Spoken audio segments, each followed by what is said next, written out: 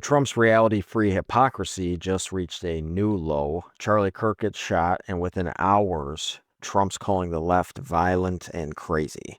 This is the same guy who pardoned 1,600 convicted felons, including cop beaters, on his very first day in office. The same administration hiding data that shows right-wing extremists commit far and above most political attacks in America. It's like watching a serial arsonist call the fire department dangerous. Don't believe me?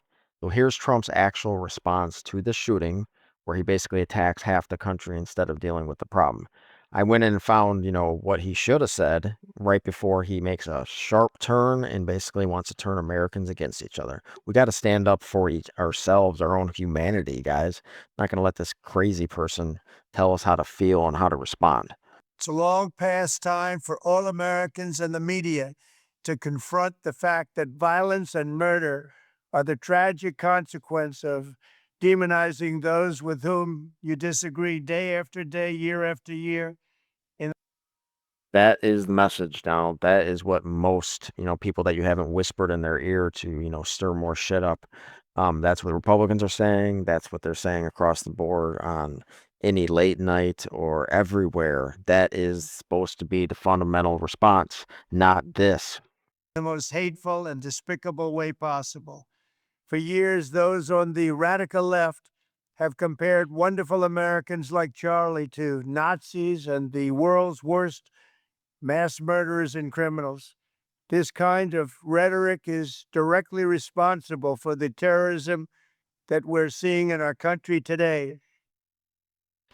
Of course, some of it is, but they don't know anything about this guy. We're now finding out a little bit, but Trump said all of this before they knew anything. So he's just using it to dishonor Charlie Kirk, who said over and over again that Americans should not participate in political violence. He had a lot of weird sayings about guns, but this is just dishonoring him. He's basically like, I don't care, he died. I am going to use this guy here as a weapon. And it must stop right now. My administration will find each and every one of those who contributed to this atrocity and to other political violence, including the organizations that fund it and support it, as well as those who go after our judges, law enforcement officials, and everyone else who brings order to our country. And that's supposed to be everybody. From the attack on my life in Butler, Pennsylvania last year, which killed a husband and father, to the attacks on ICE agents, to the vicious He goes through this long list, and he leaves so many out. Guess what side they're on? His enemies. murder of a healthcare executive in the streets of New York, to the shooting of House Majority Leader Steve Scalise and three others. Radical left political violence has hurt too many innocent. Fails to mention all the right violence. I mean, we're going to show you in the show here, like exactly what's going on, all the facts, everything, like we always do. This guy's just lying about everything here, as usual. And taken too many lives. Tonight, I ask all Americans to commit themselves to the American values for which Charlie Kirk lived and died. Okay, so Charlie had some crazy, views on a lot of things. I mean, even moderate people were like, no, no, no, we don't like that. Like, because this is an attack on all of us, he's now trying to say that, we should all adopt the exact same ideological beliefs as Charlie Kirk. I would say against that. I would advise highly against that. But basically, this is more authoritarian nonsense out of this dude. He's basically telling us we all need to think that way because eventually that's how it goes if everybody doesn't fight and just gives up, lets this dude run roughshod over everybody. It's game over. The values of free speech, citizenship, the rule of law, and the patriotic devotion and love of God. Since he's took office, he's violated multiple amendments. He sent people into American cities to terrorize them. It's to get us used to it, obviously. It has got nothing to do with crime. If crime doesn't go down after putting a soldier on every single street corner in the city, then you're a freaking idiot. Of course it should. Nobody would want to leave their house. You don't think criminals are sitting there like, well, I don't know if that's going to work, man. I don't know if we should rob the bank. They do have 2 armed guards out there. I mean, or I don't think we should snatch that purse. I can see 2 guards right there. I can see 2 police officers. Of course, it should go down. This is just a bunch of bullshit. It should go down everywhere, and if it doesn't, there's something wrong with this dude. Charlie was the best of America, and the monster who attacked him was attacking our whole country. An assassin tried to silence him with a bullet, but he failed because together we will ensure that his voice, his message, and his legacy will live on for countless generations to come. I don't think that'll be necessary.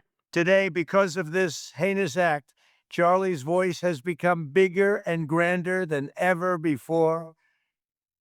And that's what, even if this guy was against what Charlie Cook was for, and he's not some nut job, which he probably is some nut job that didn't have any friends, and the ones that is not part of any kind of deep state conspiracy, because people that do this don't have any friends. I mean, it's been, documented over and over again. They need mental help. They're not part of some deep state getting together and, let's do an overthrow or anything crazy like that. They're acting alone. I mean, that's, the facts about stuff like this. So if this pisses you guys off as much as it should, hit that subscribe button and share this with someone, who needs to see it. So, you want to know what Trump's really hiding? It's the actual numbers on political violence, and they're not even close to what he's selling. It's just showing much more hypocrisy out of this administration, like massive, massive levels of it. This is former FBI Director Christopher Wray, who resigned earlier this year, for reasons don't have to show you guys anymore. So this is what he had to say when asked about, domestic terrorism. Between the years 2000 and 2016, the white supremacists were responsible for more homicides than any other domestic extremism movement. Now, I see the distinction you're making, homegrown versus domestic. But let me ask you, can you quantify either one of them for us? I will say that a majority of the domestic terrorism cases that we've investigated are motivated by some version of what you might call white supremacist violence, but it includes other things as well. I think the greatest terrorist threat to the homeland is the homegrown violent extremists. I will say that These would be foreign inspired, which is jihadist inspired violence. That does not mean by any stretch of the imagination that we don't take domestic terrorism, including hate crime committed on behalf of some kind of white supremacist ideology, extremely seriously.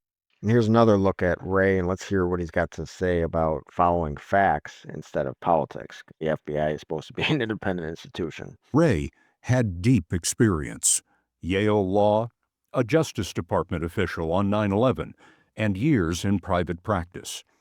But Trump soured on Ray after the FBI investigated the alleged plot to overthrow the 2020 election. Our job as investigators at the FBI is to follow the facts wherever they lead, no matter who likes it. And I add that last part because one of the things that I've seen over my 7.5 years as FBI director is that people often claim to be very interested in independence and objectivity until independence and objectivity lead to an outcome they don't like. And that's what it is here. Trump brings up all of the leftist lunatics assaults on, right-wing members, completely forgets that those, 2 people got shot, the representatives and their golden retriever. I mean, come on, that wasn't even mentioned. There was also a school shooting the same day Charlie got, killed, and nobody said anything about that. It's really about gun violence at this point. You got to look at Charlie's views on gun violence, and they're not good. They're not the type of rules that are actually going to help people get guns off the streets and out of dangerous criminals' hands. They're just not. And Ray's right here. You can't change the facts, live in this alternate reality where you only listen to what Trump tells you and accept that as fact, or Fox News. Fox News doesn't know shit. They are an entertainment company only. That's why they had to give $1 billion to Dominion Voting Systems, because they were unethical in all their nonsense about the 2020 overthrow. That didn't happen. There's no deep state. The only deep state that we're finding out about is that Trump is constantly covering up the Epstein files. Where are they? Get them to us. And this is, we can't let authoritarians destroy our institution. Call your representatives, Republicans, Democrats, and tell them to protect FBI independence. before anybody gets it twisted, I mean, we can't have this violence, especially political violence on either side. We should all be able to say what we believe as long as it's not inciting a mob. So you know what the real problem is? It's right-wing media spreading disinformation, fear, and hate. They've got people so twisted up. They actually thought like Antifa is coming for their suburbs, while actual Nazi-like people, which is basically fascist movement, is what they mean, are planning mass shootings. Like it's like being afraid of vegans while hanging out with cannibals. So let me fire some, actual facts at you, some rapid fire. Right-wing extremists commit 67% of political attacks in America. Since 1990, far right killed 520 plus people. Far left only killed 78. And these are far left and right. I'm distinguishing because a lot of us are in the center, and it's kind of where we should end up. White supremacist arrests tripled under Ray. That's probably why they got rid of him. Can't attack your base. FBI domestic terrorism cases doubled to 2,000 under Ray. January 6th, 170 people convicted of hurting cops are now on the streets, and on and on and on.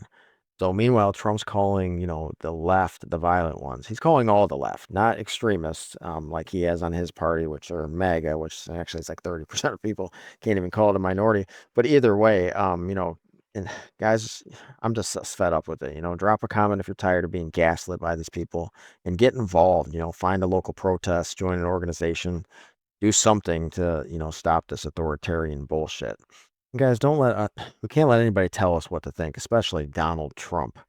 Don't let them tell you not to trust your lying eyes. The data is clear. The FBI director confirmed it, and Trump's own Justice Department is basically going to try to cook the books to hide it. I don't know what they're going to do.